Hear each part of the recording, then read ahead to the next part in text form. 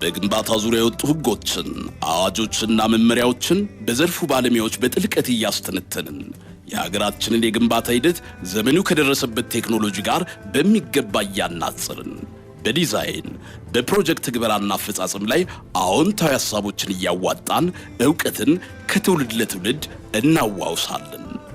ኤቫሶ አቤሴሎም መልቲሚዲያ ከኢትዮጵያ ብሮድካስቲንግ ኮርፖሬሽን ጋር በመተባበር ዘውትር እሁድ ከቀኑ 8 ሰዓት ጀምሮ በኤፍኤም አዲስ 97.1 በመላው ዓለማችን ይደመጣል።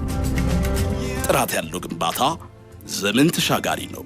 ትውልድን በእውቀት ሀገርን በአብሮነት እንገባ። ኤቫሶ። ሰላም ጤና ይስጥልኝ ውድ አድማጮቻችን እንደምን አላችሁ? የኤቫሾ ነው። ኤቫሾ ዘውትር በዚህ ሰዓት በሀገራችን የኮንስትራክሽን ዘርፍን በተመለከተ ፕሮግራም እያዘጋጀን እናደርሳለን። ዛሬም ያው እንደተለመደው በኮንስትራክሽን ኢንዱስትሪ ውስጥ በተለይ በመስኖ ስራ ላይ በዲዛይን በጥናት እንዲሁም በሰፋፊ እርሾቻችን ባለፈው ሳምንት ስናወራ የነበረው ስለተጨቆኑ ግድቦቻችን እያወራን ነበረ። ዛሬ ደግሞ በመስኖ ሰፋፊ እርሻዎችን ለማልማት የመስኖ ስራችንን በጥናት ዙሪያ ምን ይመስላል፣ ዲዛይንስ እንዴት ነው የሚሰራው፣ ያሉ ቻሌንጆች፣ ባለሙያዎች ብቃት፣ እንደገና የውሳኔ አካል ሰጪዎች፣ ካናል አይነቶችን እንዴት ነው የምንወስነው፣ በስፕሪንክለር ሊሆን ይችላል፣ በፓምፕ ሊሆን ይችላል፣ በቁፋሮ ሊሆን ይችላል፣ በላይንድ ሊሆን ይችላል። የተለያየ ካናል አይነቶች ስላሉ እነሱን እንዴት ነው ባለሙያው የሚወስነው? ምን አይነት እርሻ ላይ ነው? ምን አይነት ፖቴንሻል ውሃ ያለበት አካባቢ ነው? በሀገራችንስ ለፋርም የሚመቹ ቦታዎች የት አካባቢ ናቸው? ለምን አይነት አዝርዕት፣ ምን አይነት ወንዞች ላይ፣ የወንዞቻችንስ የውሃ ባህሪያቸው ምን ይመስላል የሚለውን ነገር በዝርዝር እንሄዳለን። በተለይ ከጥናት ጋር ተያይዞ በሰፊው እንሄዳለን። ያው ባለፈው በስልክ በተደጋጋሚ ሲገባ የነበረው ዶክተር ዩሱፍ ከድር ዛሬ በአየር ላይ ገብቷል።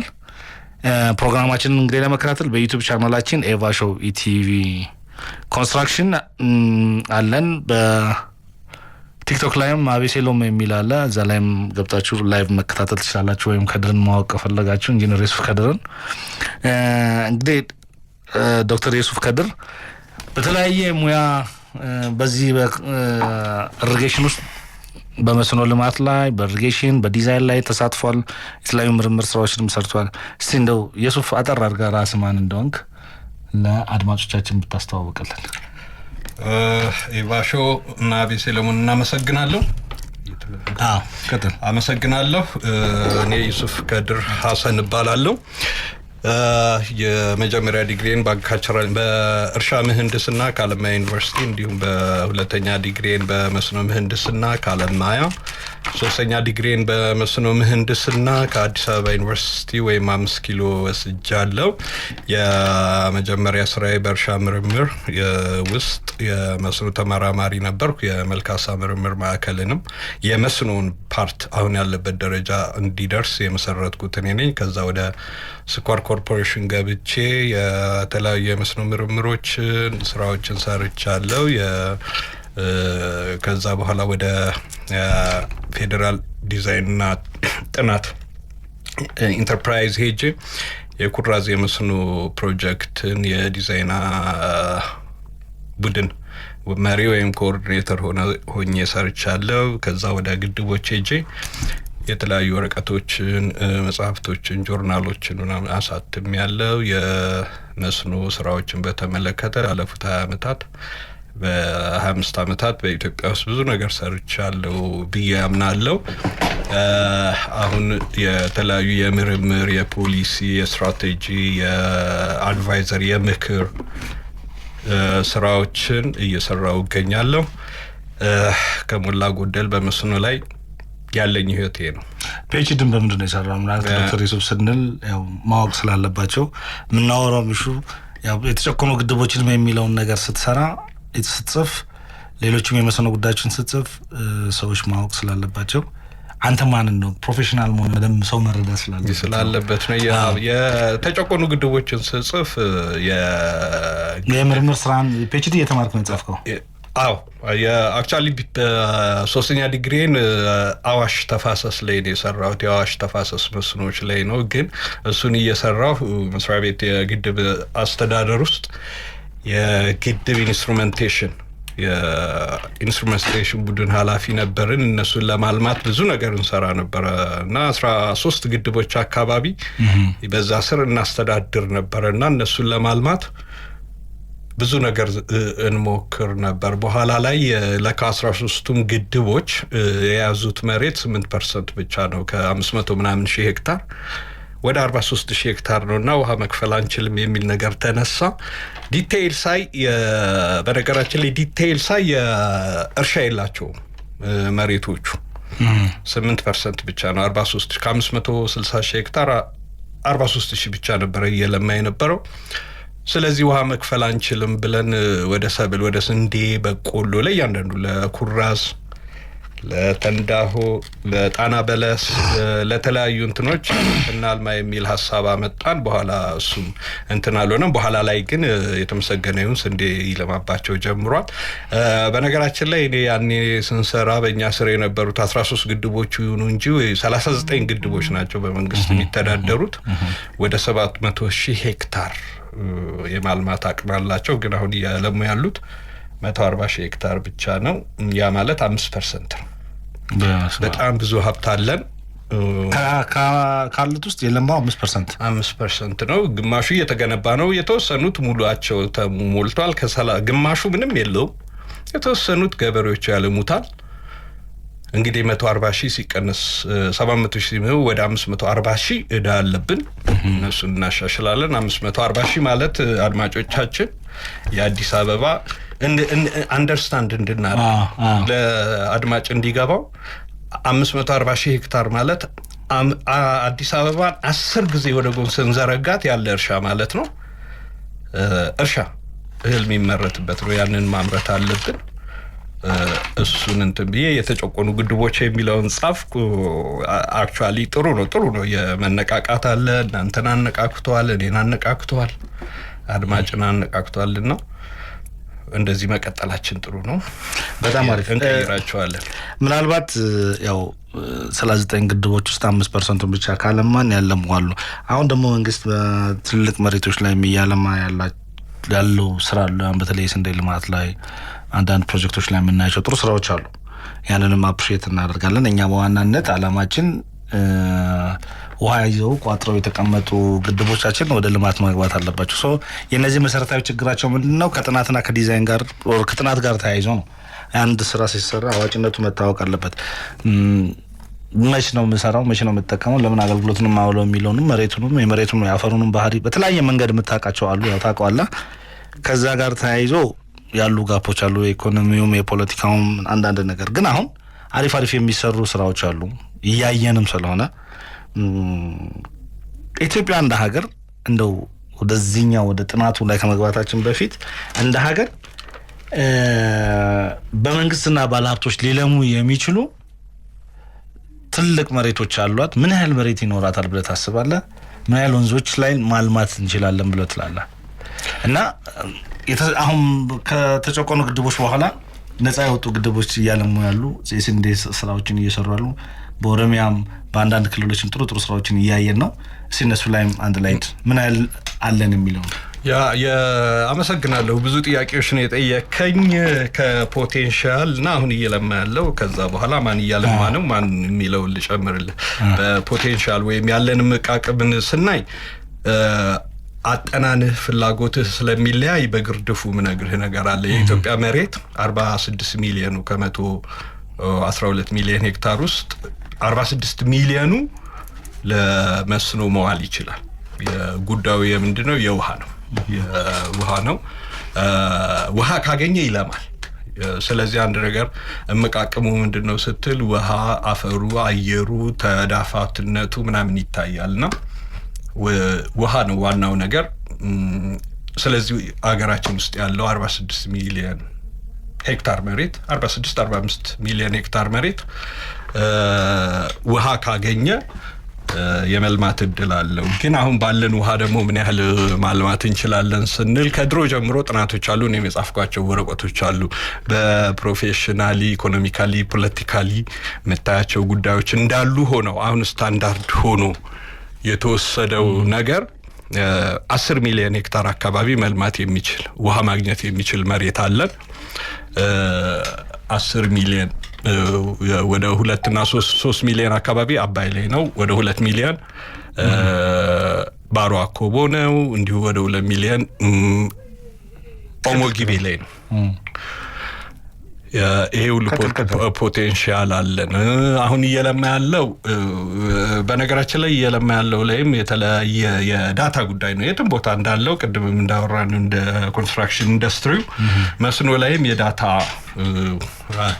የመረጃ ክፍተት አለብን። ክፍተትን ብቻ ሳይሆን አንዱ የሚያጠናው በራሱ ኢንትረስት ነው። አንደኛው የራሳችን የዳታ ቋት ለማዘጋጀት እየሞከርን ስለሆነ አሁን ባለው እንትን ከ2 ሚሊዮን እስከ 3 ሚሊዮን አካባቢ በቅርቡ አገር አቀፍ ስልጠና ላይ ሪጂናል የክልሎች ባለሙያዎችን ሰብስቤ በሰጠሁት ስንሰጥ መረጃ እንዲሰበስቡልኝ አድርጌ ባገኘሁት እንትን እስከ 4.5 4.2 ሚኒስትር መስሪያ ቤትም ሲናገር ሰምቻለሁ። 4.2 አካባቢ በመስኖ የለማ መሬት አለን። እስካሁን ከ1 ሚሊዮን አላለፍንም እያለን ነበረ።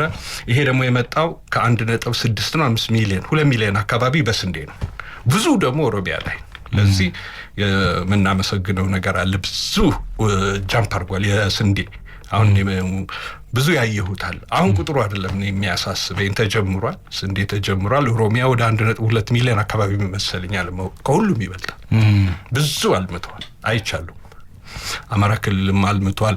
አፋር ላይ በቀደምም አይተናል እያለሙ ነው። እና 4.4 ሚሊዮን አለን ማለት ካለን እንትን ወደ 40% መተናል ማለት ነው። እንደ ድሮ 5% 6% አይደለም ማለት ነው። 10 ሚሊዮን አለን ካልን 4 ሚሊዮን ካለማ 40% አካባቢ ደርሰናል።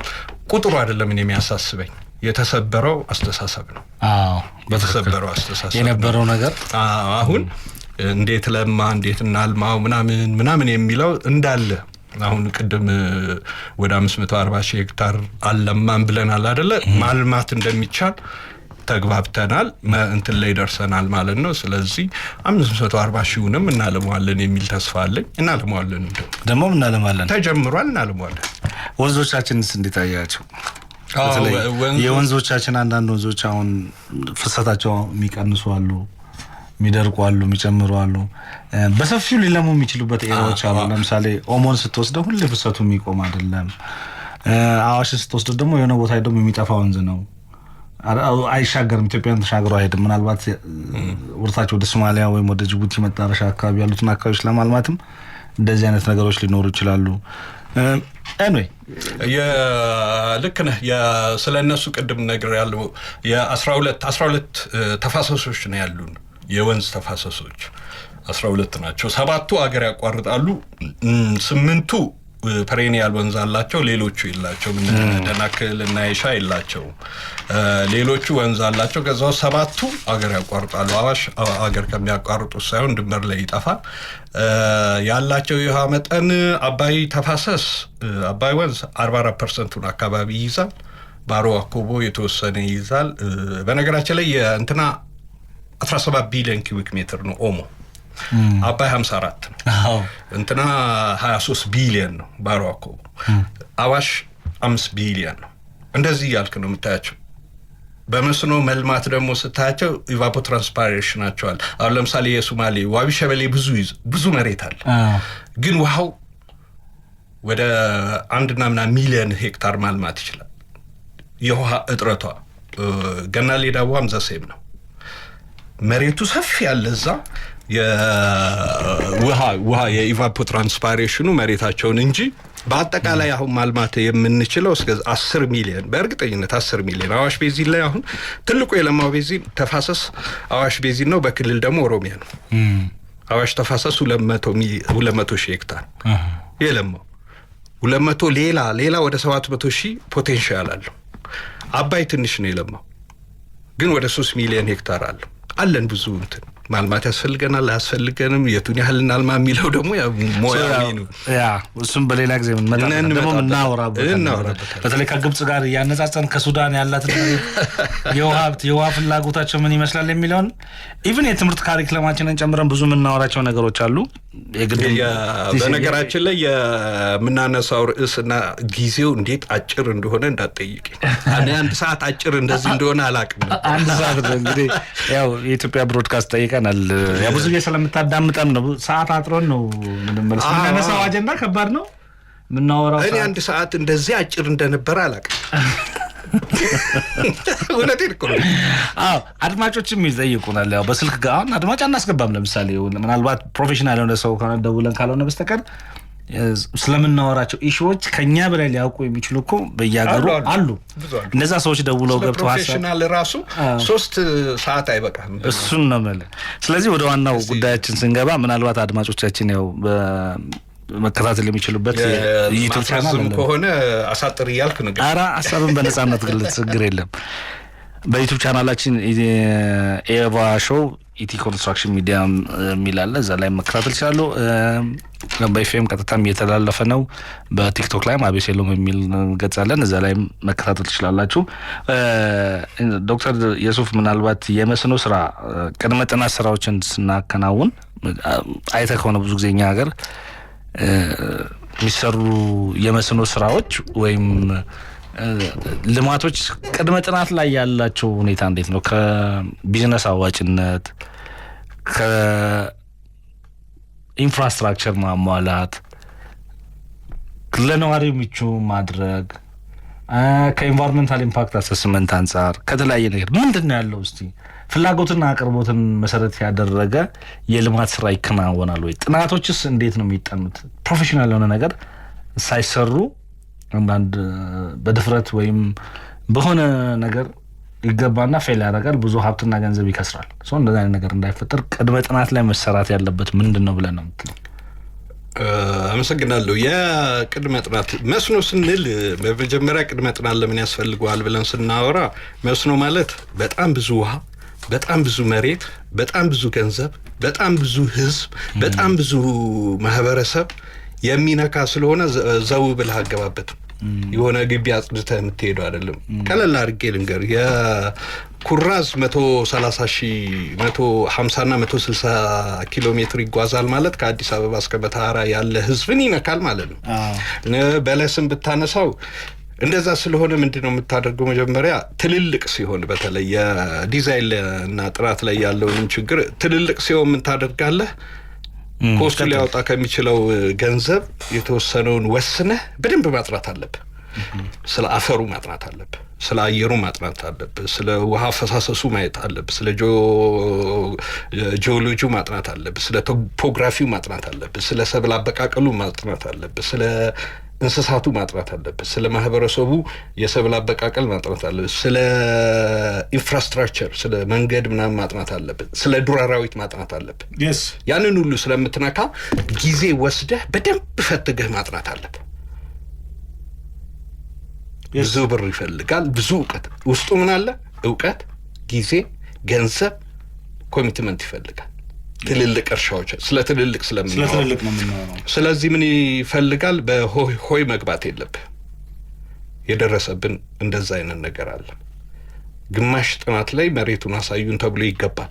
በነገራችን ላይ አንዴ መቆፈር የጀመርከውን ካናል ውሃ ከለቀክበት በኋላ መዝጋት አትችልም። ይሄ እንትን ቢልድ ዲዛይን ቢልድ ነው። እንደሱ መስኖ ላይ አይሰራም። ትልልቅ መስኖ ዲዛይን የሰሩ መገንባት አይቻልም። መሬት ላይ ነው መጨረስ ያለብህ። ጨርሰህ ቆመህ ለምሳሌ ሜን ካናልን ገነባው፣ ስኳር 5000 ሄክታር ተከልክ፣ መስኖ ለቀቅክ ውሃ። ያንን 5000 ሄክታር ካልጨከንክበት በስተቀር ያንን ካናል ዲዛይን ማድረግ እንደገና ሪዲዛይን ማድረግ አትችልም። በቃ አለቀ። ተሳስተህ ዲዛይን ካረከው መንካት አትችልም። 5000 ሄክታር ላይ ነው የምትፈርደው። ተረዳኸኝ? በጣም የሆነ አድማጮች ምን ያህል ይረዱታል የሚለውን እያሰብኩ ነው። የሆነብን እሱ ነው። የኩራዝ ላይ የሆነውን ልንገርህ እንትን ሳልጠቃቅስ የቶሎ ህዝቡ እንዲያውቀው ተባለና ወደ 130 ኪሎ ሜትር የሚሄድ ስራዬን ያሳጣኝ ስራ ስለሆነ መሄድ መገንባት አለበት። ሲጀምር በጣም ከባድ ነው ማለት ነው የምትቆፍረው። ስፋቱን ልንገር፣ የአዋሽን 5 ጊዜ ነው የሚበልጠው ወንዝ ካናሉ 70 ሜትር ከላይ ከታች 40 ሜትር ነው ካናሉ የሚጓዘው። መጡና በቅርብ ያለውን 50 ኪሎ ሜትር ላይ ያለውን 25000 ሄክታር ለማልማት ካናል ጠልፈን እናልማና ያንን ዲዛይን እናርግ። በፍጹም አካባቢውን አይፈቅድም።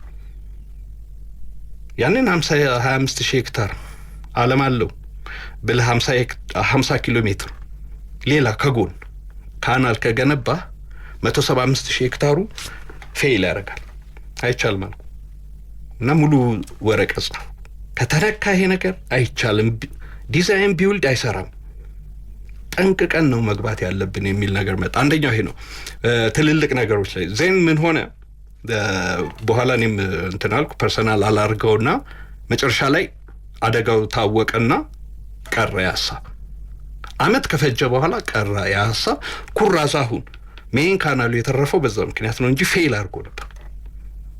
ቢውልድ ኤንድ ዲዛይን እንደዚህ ትልልቅ ቦታ ላይ ጨርሰህ ነው። ባለሙያዎች አልነበሩም ካንተ ጋር ያሳን ሐሳብ ሊስማሙ አሁን ወደዛ ኖ አሁን ጥናት ነው ቢኮዝ ከኔ ጋር ያሉት ሐሳቡን ተጋርተውታል። ዛሬ ላይ እኮ ያጋጠመን ነገር አለ ዲዛይን ላይ በኋላ ልንመጣበት እንችላለን። ኤኒዌይ ልልህ የፈለኩት ዲዛይን ላይ ሌላኛው ነገር ዲዛይን ቢልድ የሚባል ነገር በትልቅ እርሻ ላይ ባይሞከር ጥንቅቅ ተደርጎ መሬት ላይ ማለቅ ወረቀት ላይ አልቆ በነገራቸው ወረቀት ላይ አልቆ እንደገና ሌላ የግሩፕ ኦፍ ኢንጂነር ወስደህ አስቀምጠህ ነው የሚቆፈረው።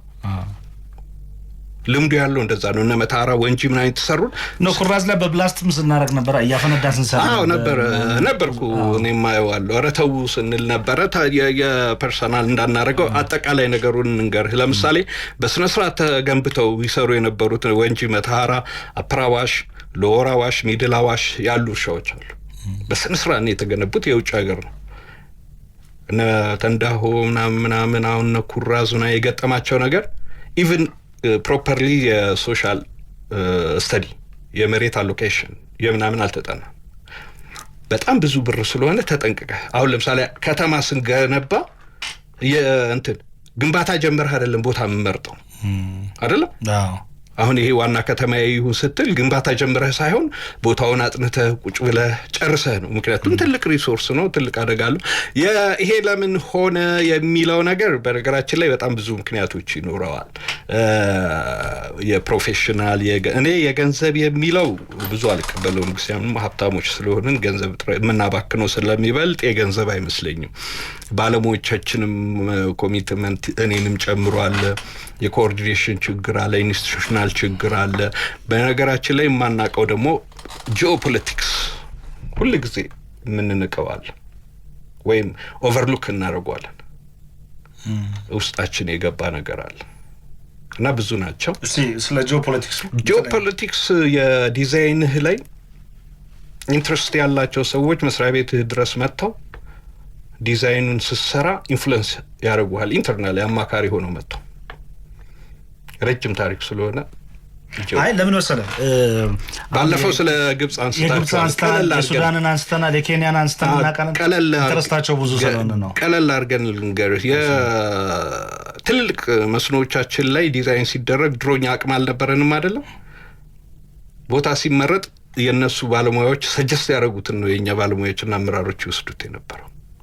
ተንዳሆና ከሰም በቀደም የመሬት መንቀጥቀጥ እየተባለ ነፍሳችን አልወጣ። ግድቦቹ የት ነው ያሉት? ዋናው ስንጥቁ ላይ ነው። እሱን ታውቃለህ? አላውቅም። ስንጥቁ ላይ ነው ያሉት። አሁን ኢትዮጵያ ልትከፈል አፍሪካ ትከፈላለች ተብሎ የሚሰመርበት የለም። ሁለቱ ቁጭ ያሉት እሱ ላይ። መቼም ይህንን ኢትዮጵያዊ ኢንጂነር የመረጠ አይመስለኝም። እንደውም አንድ የውጭ ባለሙያ መጥቶ መርምሮ ካልጠፋ ቦታ እሳት ላይ ምን ጣዳችኋቸው ብሎናል። እሳት ላይ ነው የተጣዱት። የኩራዙም እንደዛ ነው፣ በነገራችን ላይ ግድቦች እንደገና እየፈረሱ እየተቆፈሩ ሲሰሩ ታያቸዋል አይደል? አንድ ጊዜ ምን ተፈጠረ? የመገጭ ላይ ነው ይመስለኛል የወደቀው የጊዳብ ነው የማን ነው ወድቋል።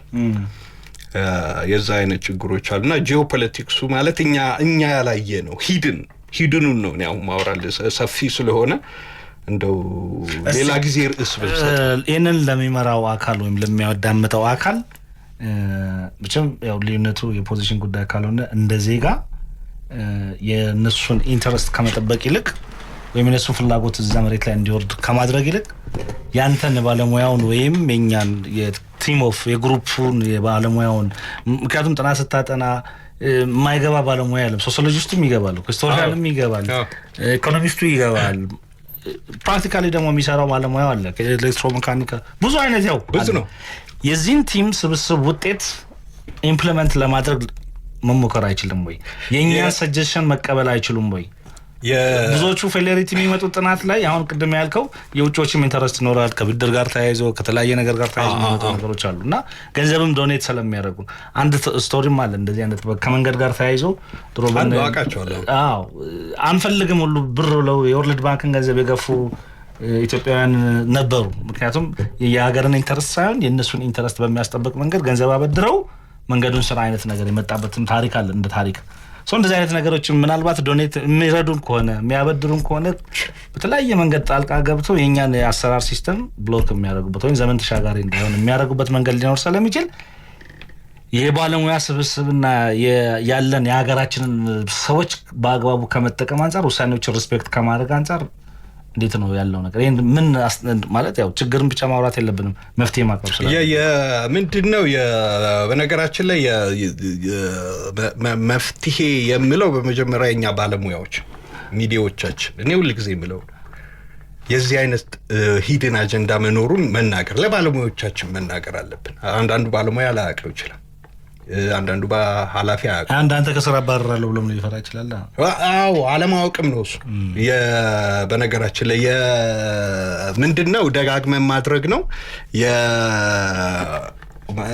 መናገር ነው። የአመራሮቻችን ደግሞ እንዲያውቁ ማድረግ ነው። ምክንያቱም እኛ ማስረዳት ነው መናገር ነው። ምክንያቱም እኛ የዛ ካልነና እኛ ያላወቅነው እኔ ባለሙያ እኔ ለምሳሌ ለምን እንደዚህ አመራሮች እንደዚህ አትልም ሲሉኝ ባለሙያ ማስረዳት ያልቻልኩ ሰውዬ እነሱ እንዴት ነው? ለምሳሌ ልንገር፣ በጣም ትክክል ነው። ስለ ሚዲያ አስተነሳትና ማታ ኡስታዝ ጀማል ስለ አባይ ግድብና ውሃው ተይዟል ግን ሃይድሮ ፓወር እንትን ኃይል አመንጭቶ ውሃው ልጣም ብለው የግብጽ ሚዲያዎች የተንጫጩ ነው አሁን ላይ ራይት ነው እና ያበዱ ነው እነሱ ከአባይ ጋር የተያያዘውን ጉዳይ የሀገራቸውን መንግስት አይደለም የኛንም መንግስት ተጽዕኖ ለመፍጠር እየሞከሩ ያለበት ሁኔታ ኤክስተርናል ሰዎች ናቸው። ተቃዋሚ በሀገራቸው አጀንዳ ጉዳይ አንድ ናቸው።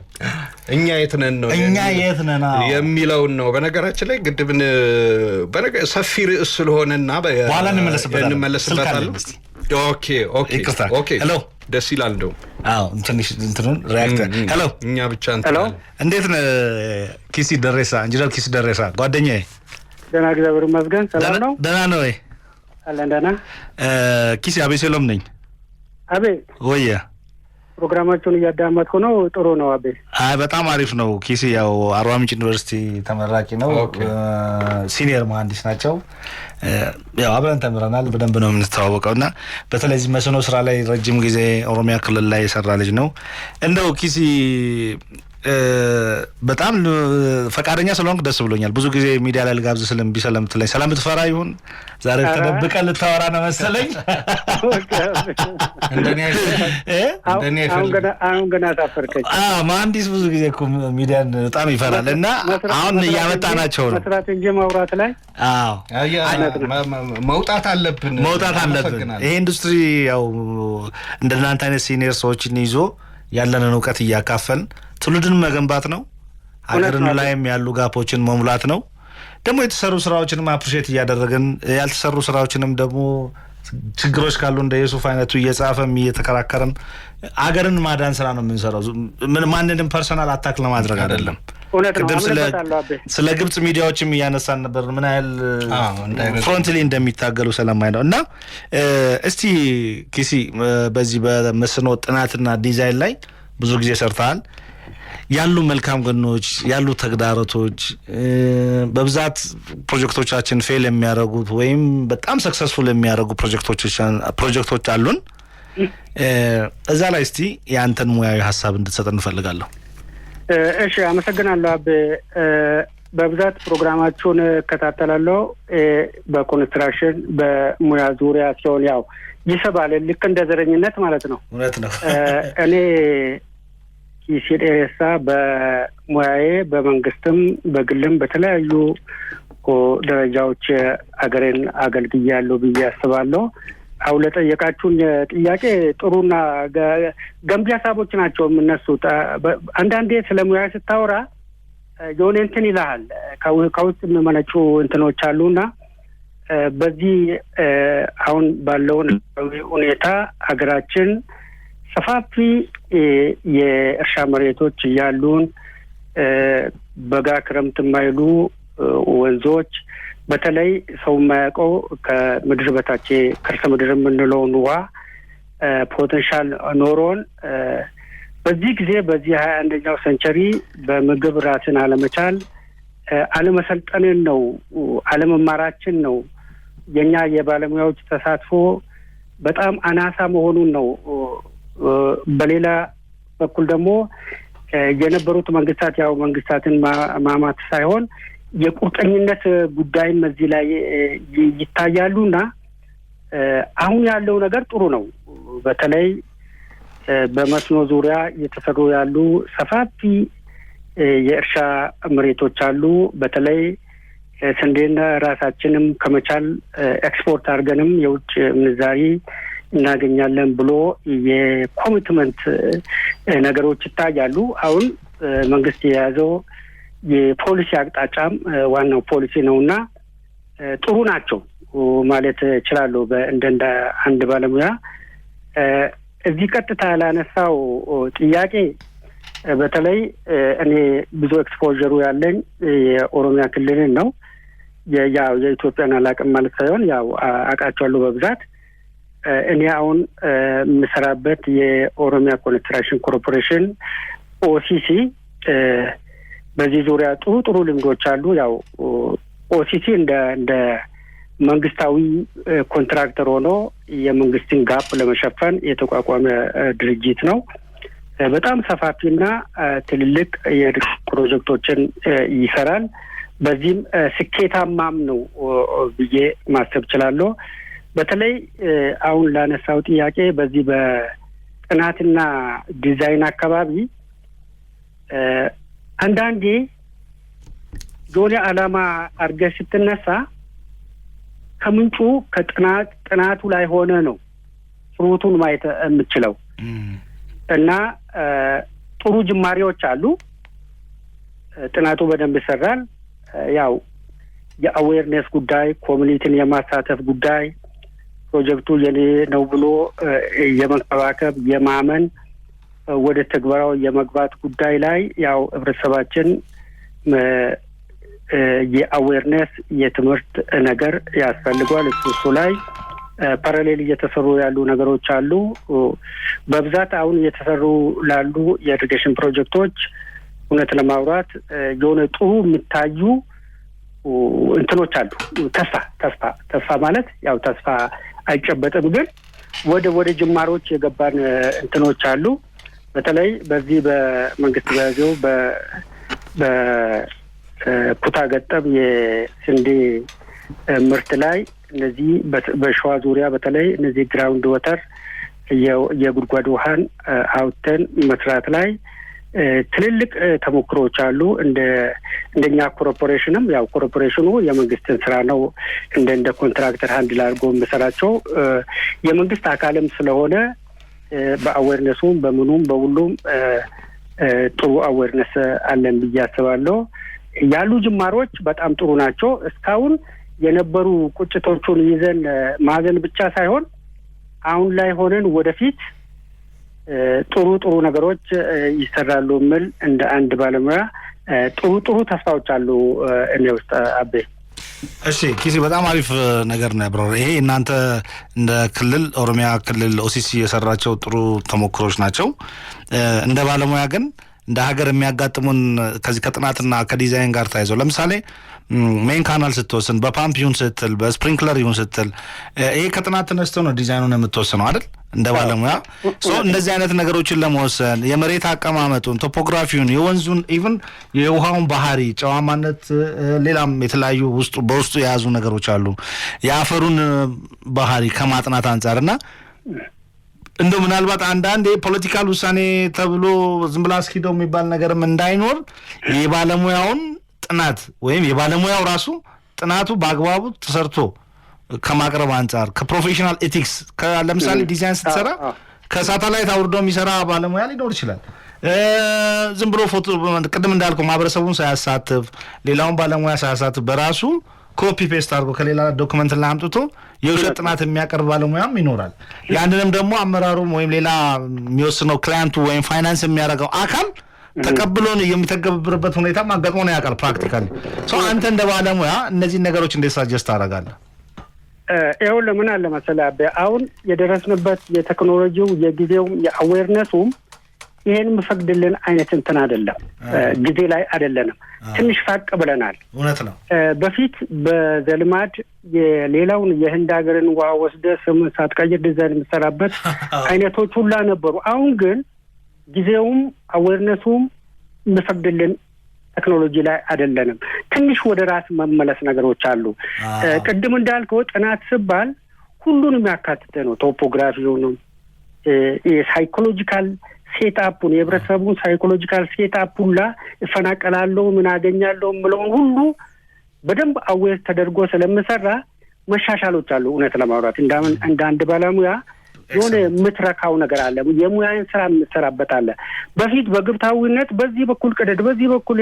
የእንትናን አካባቢ አልማ የሆነ የጎጠኝነት ነገሮች ሁላ ነበሩ እሱ አይካዱም አሁን ግን ጊዜውም አይፈቅድልንም ለምሳሌ አንድ ብጠቅስልህ እዚህ በሸዋ ዙሪያ ገበሬው በዘልማድ እነዚህ ሸንኮርት ቲማቲም ቃሪያ በፈለገው ያመርት ነበር አሁን የኛ እጅ ስገባበት እገዛ እንዳለ በሳይንስ እንደተደገፉ ነገ ጥሩ ነገር ነገ ኤክስፖርት ኢቭን አቀነባብሮ ወደ እነዚህ ፕሮሰሲንግ ሄዶ ወደ አግሮ ኢንዱስትሪዎቹ ገብቶ ራሱን ማሻሻል ብቻ ሳይሆን ኤክስፖርት አድርጎ ዶላር እንደሚያገኙላ ያስባል ገበሬው ዛሬ ላይ ይሄ ጥሩ ነገሮች ናቸው አሁን ጊዜ የቴክኖሎጂ ስለሆነ ሰው ከዩቲዩብም ከምንም ከቲክቶክም ከፌስቡክም ይማራል አይሸወድልም እንደ ዱሮ እና ጥሩ ነገሮች አሉ በሙያ ረክተን መሰራበት ጊዜ ላይ ነን ለኔክስት ደግሞ እኛንን ማመቻቸት እንደናንተ አይነት ያለ ሚዲያ ነው ይሄንን አዌርነስ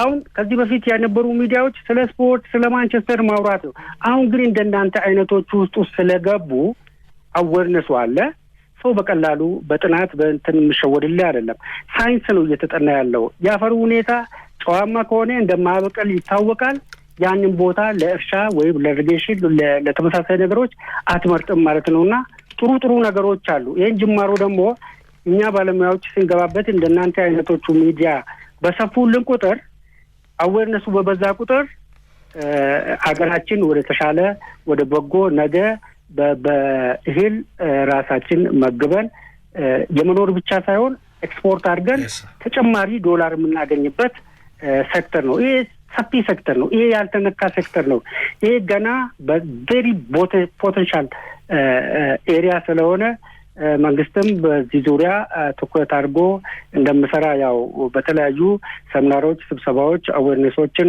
ስለማቅ የመንግስት ኮሚትመንትም ጥሩ ስለሆነ ጥሩ ተስፋ ሰጪ ነገሮች አሉና በጥናት አንዳንድ በእንዝላልነት ወይ በቸልተኝነት የሚመጡ ነገሮች አሉ እነሱ ደግሞ እየታረሙ ይሄዳሉ እስካሁንም እየታረሙ ነው እየደረስንና በአንድ ፐርፌክት እንሆናለን ሳይሆን ጥሩ ነገሮች አሉ እነዚህን ጅምሮች ደግሞ እኛንን ኮሚትመንቱን ወስደን ከግብ ማድረስ የምንችለው ብዬ አስባለሁ ኢንጂነር ኪሲ ደሬሳ ለሰጠን ሙያዊ ማብራሪያ ከልብ ነው አመሰግነው ተባረክ መልካም ቀን እኔም አመሰግናለሁ እሺ ወንድሜ ቴንክ ዩ እሺ ቴንክ ዩ በጣም ያው ኪሲ ደሬሳን በደንብ ነው የማውቀው በጣም ጎበዝ ልጅ ነው የኢሪጌሽን ባለሙያ ሲቪል ስንማር እሱ በዚህ በውሃ ዘርፍ ላይ ነበርና አለው መቆርቆሩም አለው ከታች የመጣ ልጅ ነው ጎበዝም ነው ኢንዱስትሪውንም ያውቀዋል አሁን የሰጠን ማብራሪያ በቂ ነው እንደ ሚዲያ። ግን እኛ አንተም ያለን ጊዜ እሱም ያለውን ጊዜ ቀላል አይደለም። ባይዞ 10 ደቂቃም 20 ደቂቃም በኢንጂነሪንግ ውስጥ ታውቃለህ፣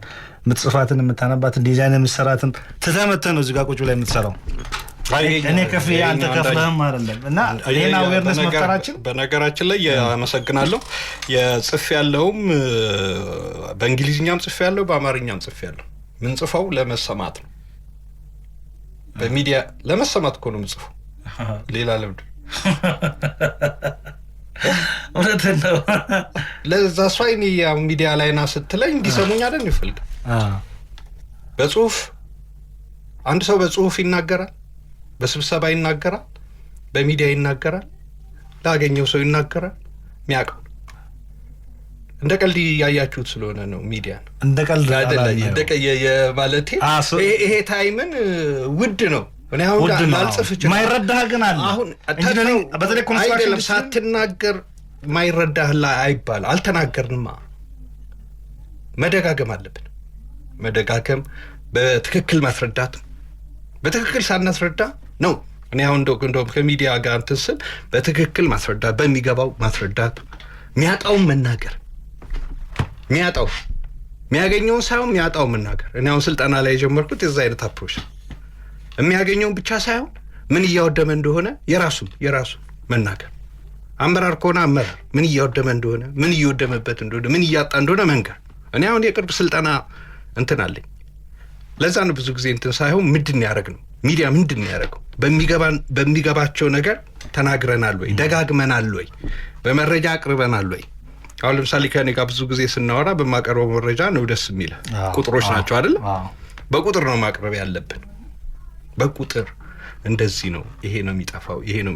ለዚህም ነው አንተም በጥቅልህ እንትኖች የምትናገረው። ስለዚህ ሚዲያ ላይ ሚዲያዎች አሁን እንዳለው አገራዊ እንትኑን አይተን ደጋግመን ማስረዳት፣ ማምጣት፣ አልሰማም ያሉትን ደግሞ አምጥተን እንደገና ከነሱ ጋር ቁጭ ብለን ማውራት ይመስለኛል።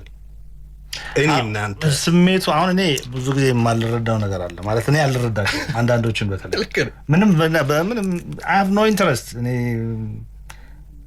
የመንግስት ሚዲያ ነው፣ ህዝብን ነው ሰርቭ የማደርገው፣ ሙያዬን ስለምወድ ነው እዚህ ጋር የመጣሁት። አንተ ሙያዬን አንድ ብልሽት በዚች ሀገር ላይ የሚያመጣውን ኢኮኖሚካሊ፣ ማህበራዊ፣ ፖለቲካሊ ተጽዕኖን አውቀዋለሁ።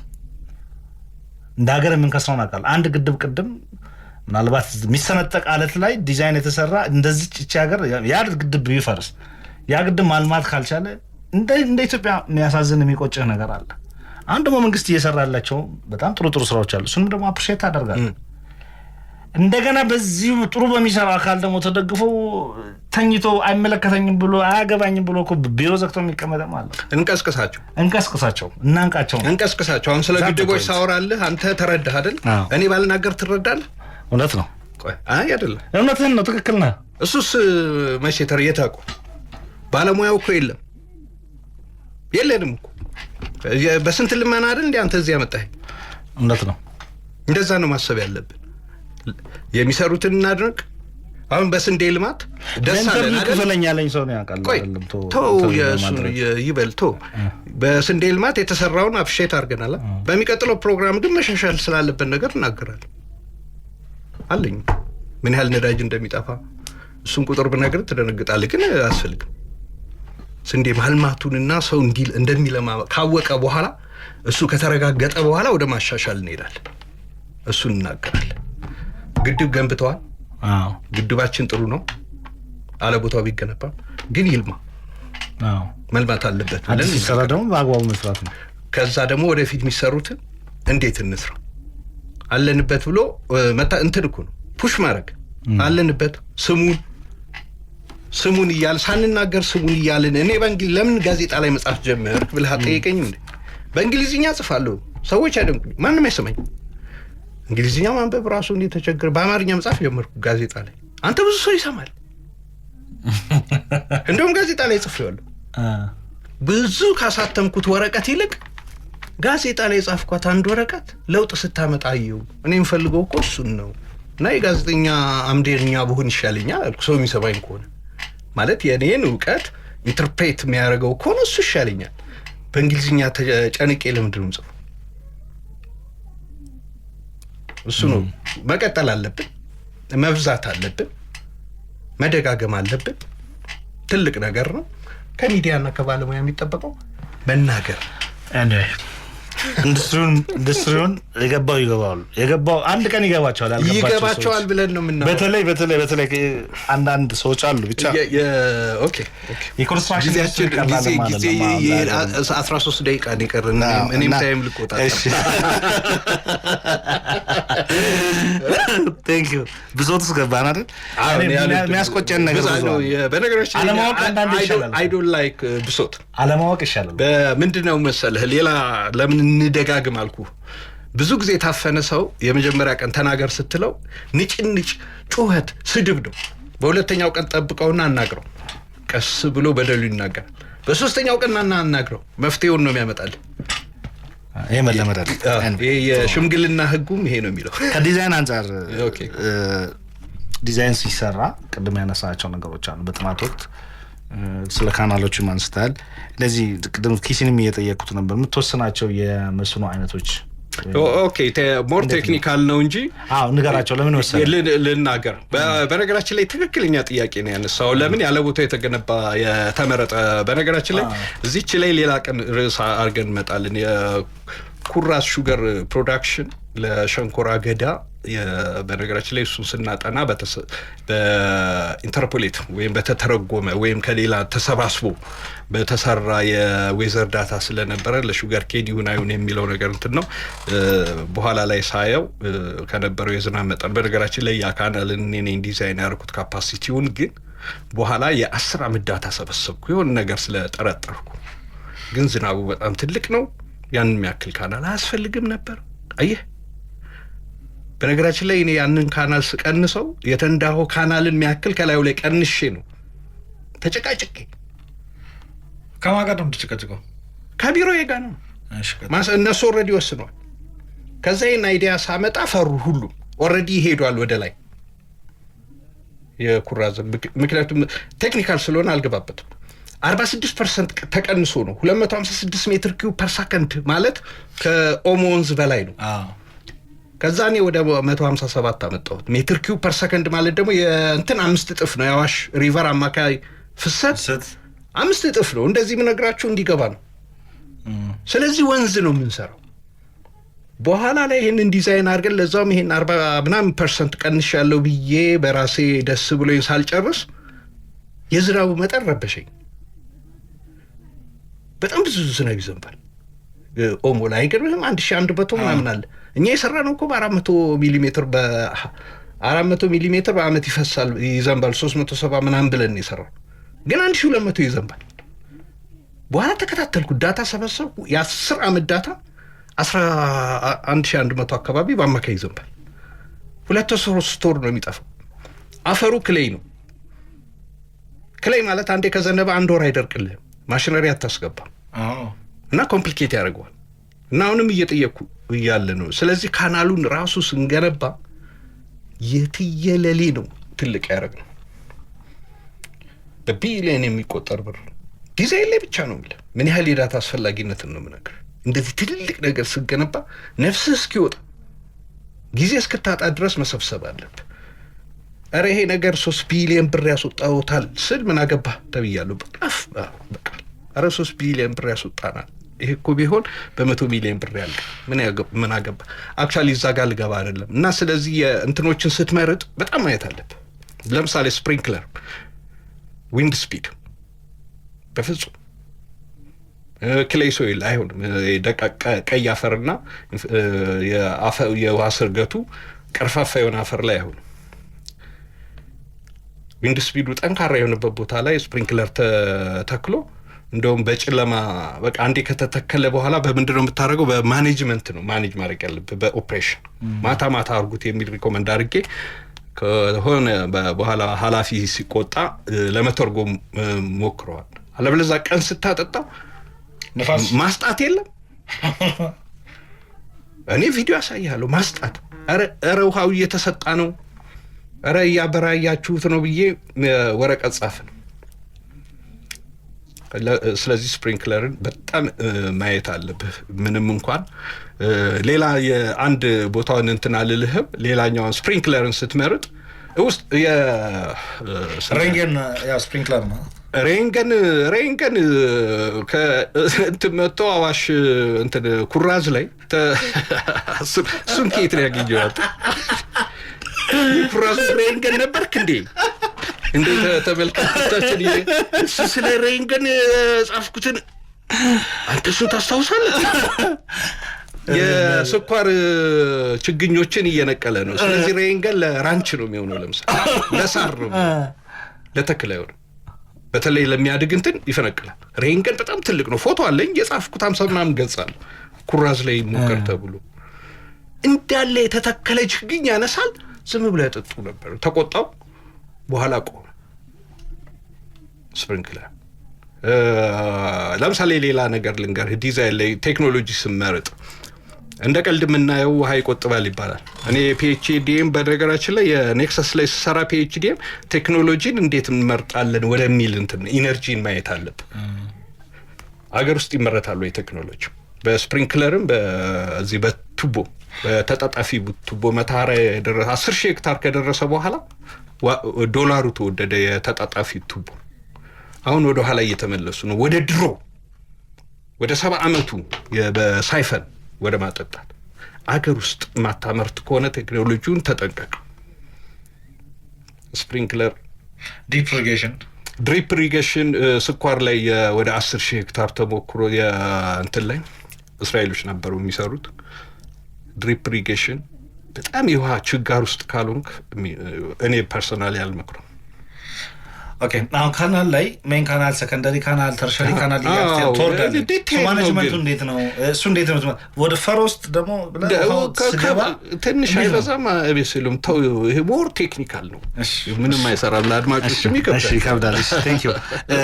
ሌላው ከዚህ ጋር ተያይዞ ሌላ ጊዜ ብናወራው እንደ አጠራ አድርገህ ምናልባት የግብጽ የውሃ ፍላጎትና 5 ደቂቃ ነው። እሺ ምን አንተ በግብጽ የውሃ ፍላጎትና የኛን ሀገር የውሃ ፍላጎት እንዴት ታየዋለህ? እንደዚህ አይነት ነገር ስለ ግብጽ እስቲ ያለውን ነገር እኔ ቀለል አድርጌ ልንገርህ። ሁሉ ጊዜ ይገርመኛል። ግብጽ ውሃ አይበቃኝም ትላለች፣ እኛ ይበቃሻል እንላለን ምናምን። በኋላ የግብጽ የውሃ ፍላጎት ስንት ነው ብዬ ራሴን ጠየቁ። የኛ ስንት ነው ማለት ውሃ ነው አይደል መለካው? ስንት ነው የሚያስፈልጋት ብዬ የ50 ዓመት ምናምን ወረቀቶችን ነው የሰበሰብኩት። ጋዜጣ ላይ ነው የጻፍኩት። እንደ እውነት ለምን አንዳንድ ፔፐሮችን ሳነብ የሆነ እውነት ያወራሉ። ከዛ የኤንቢያ የቤዚን ኢኒሺዬቲቭ የናይል ቤዚን ኢኒሺዬቲቭ ያስጠናቸውን ወረቀቶች የሚያመርቱት ምርት ከተለያየ ቦታ ሰበሰብኩ።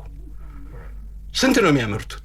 በነገራችን ላይ እዚህ ላይ ልነግርህ የምችለው አብዛኛው በአባይ ቤዚን ላይ የሚወጣ ወረቀት በሙሉ የሚጻፈው ከመስኖ አንጻር ነው። የማወራው ስለሌላ ነገር አላወራም። የሚወጡት ከግብጽ ነው። የኢትዮጵያ መረጃ ከግብጽ ነው። እኔ እናንተ ካልን የበለጠ ስለመስኗችን እነሱ ያውቃሉ። በነገራችን ላይ እያንዳንዱ የናይል ቤዚን ቦታና ምናምን ላይ ግብጻውያን እንደሚያዙ ታውቃለህ? ያውቃሉ። የእኛ አሰልጣኞች እዛ ሲሄዱ የመጡበትን ወረዳ ሜትሮሎጂ ዳታ የሚሰጧቸው እነሱ ናቸው። ሰልጣኞች ናቸው። ከዚህ ሄደው ስለ ወረዳችሁ መረጃ ስጡን ብለው አናገኝም ሲሉ ግብጾቹ ይሰጧቸዋልና በጣም ብዙ አየሁና ቁጭ ብዬ ካልኩሌት ማድረግ ጀመርኩ። ምንድነው ትልልቅ የሚያመርቱት ክሮፕ ከድሮ ጀምሮ ምንድነው ዳታቸውን የራሳቸውን ጥናት የምናምን ጥናት አየሁን። መጨረሻ ላይ የሚያለቡት ማክሲመም ያላቸው መሬት አሁን መሬት አሰፋ በዛ በኩል ሰፋ ምናምን ሲሉ ከ3 ሚሊዮን አይበልጥም። ለዛም እርግጠኛ አይደለሁም። እዛም 2.7 አካባቢ ሙሉ ያላቸው መሬት። እሱን በአንድ አመት ሁለት ጊዜ የሚያመርቱት መሬት 60%ቱን ሁለት ጊዜ ቢያመርቱበት በብዛት ሸንኮራ አገዳና ምናምን ስለሆነ በአመት አንዴ ነው የሚያመርቱበት። ሁለቴ ማምረት ማለት ሽንኩርትና ቲማቲምን በጋ ላይ አምርተው ምናምን እንደዛ ደምረህ አጠቃላይ እርሻ ስፋታቸውን ትመታዋለህ።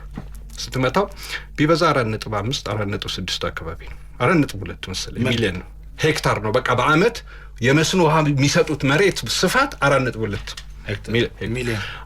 እሱም በሄክታር 10,000 ብትመታለት 10,000 ሜትር ኪዩብ በሄክታር በአመት ቢሰጡት ብትል 42 ሜትር ኪዩብ 42 ቢሊዮን ሜትር ኪዩብ። ህዳሴ ስንት ነው? 76። አንዋር እንትን አስዋን ግድብ ስንት ነው? 176። በየአመቱ 120 ቢሊዮን ነው በነገራችን ላይ ከአባይ ተፋሰስ ውስጥ ወደ አስዋን ግድብ የሚገባው 100 ቢሊዮን 90 ቢሊዮን አካባቢ ውሃ ይደፋሉ።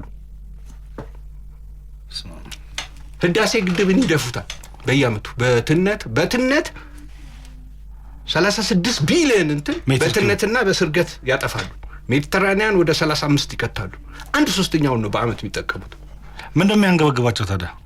እሱ ሌላ ርዕስ ቁጥሩ የመስኖ የሚያስፈልጋቸው በጽድት ብሎ ሳያባክኑ ከተጠቀሙ ቤስት ቴክኖሎጂ ከተጠቀሙ ወደ 55 ወደ 60 ቢሊዮን አባክኑ አይባልም አይደል? ቤስት ቴክኖሎጂ መጠቀም አለባቸው።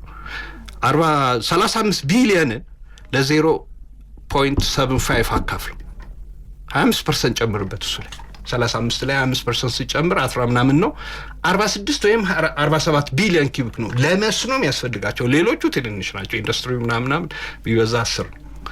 ስለዚህ ከ50 ቢሊዮን ኪዩቢክ በላይ ውሃ በአመት አያስፈልጋቸው። ታስታውሳለህ የአሜሪካው ድርድር ላይ በደረቅ ወቅት 35 ቢሊዮን ኪዩቢክ ሜትር ውሃ እንዲለቀቅልን ብለው ሲያስገድዷቸው የኛን ተደራዳሪ ያቺ 35 ቢሊዮን ምን እንደሆነች ታውቃለህ? የድሎት ናት፣ የድርቅ ጊዜ አይደለች። ኖርማሊ የሚፈልጉት 35 ቢሊዮን በድርቅ ብለው ነው ያሹት። በድርቅ 35 ቢሊዮን ከሆነላቸው በኖርማል ጊዜ ስንት እንዲሆን ነው? 70 ሙሉ ግድቡ እንዲለቀቅላቸው ለመስኖ። እኔ ከመስኖ አንፃር ነው አስልቸው ነው በደብ ሰብሎቹን ከዚህ ምናምን ያው እኔም ባለሙያ ነኝ። የተሳሳተ መረጃ ሊኖረው ይችላል፣ ፕላስ ኦር ማይነስ ሊኖረው ይችላል፣ ከዛ ይበልጥ። ስለዚህ የሚጮሁት እነሱ ስለ ጮሁ እኛ እንጮሃለን እንጂ እኔ ምንም አይሞቀኝም ከመስሎ አንፃር። ኤክሰለንት። ስለዚህ በቀጣይ ሳምንት እንቀጥላለን። ይሄማ በጣም የሚያልቅም አይደለ? እንቀጥላለን። ቴክኒሻናችን ሀይሜ በጣም ከልብ ነው የምናመሰግነው እንግዲህ ላደረግሽልን መልካም አስተዋጽኦ። ዶክተር ከድርም ከልብ አመሰግናለሁ። አድማጮቻችንም እንግዲህ የነበረን ቆይታ ይህን መስል ነበረ። የግብጽና የኛ የውሃ ጉዳይ የግድቦቻችን ጉዳይ ፕሮግራማችን ይቀጥላል። ገና የትምህርት ካሪክለም ውስጥ ሁሉ እንገባለን። ምናልባት የትምህርት ካሪክለሙ ላይ ራሱ የግብጽ እጅ እንዴት እንደነበረ ታሪክ ጠቅሰን የምንወያይበት ጉዳዮች ይኖራሉ። መልካም ለተሰንበት። ደህና ሁኑ፣ ደህና ቆዩን። በቀጣይ ሳምንት እንገናኝ።